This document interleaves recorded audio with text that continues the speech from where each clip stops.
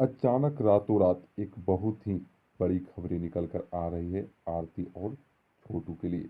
आपको बता दें कि बताया जा रहा है कि छोटू की आत्मा जो है कि एक तेगालवा बाबा है, जिसे आप खुद फोटो में देख सकते हैं। इन्हीं तेगालवा बाबा के जो है कि देह पर छोटू की आत्मा जो है आया है।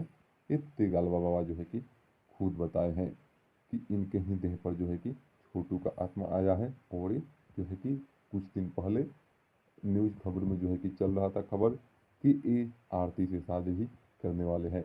लेकिन ये बाबा जो है कि पूरी तरह से पाखंडी है, यानी आप कह सकते हैं कि पगला गया है। जो आदमी मर गया उसकी आत्मा जो है कि कैसे किसी जो है तेगला बाबा दोगला बाबा के देह पर आ सकता है। लेकिन ये बिल्कुल गलत है। ऐसी खबरों को जो है कि नकारे। और सच जानने के लिए इस चैनल को सब्सक्राइब करके बेल आइकन को प्रेस करके और कमेंट बॉक्स में अपनी राय तो जरूर ही लिखें।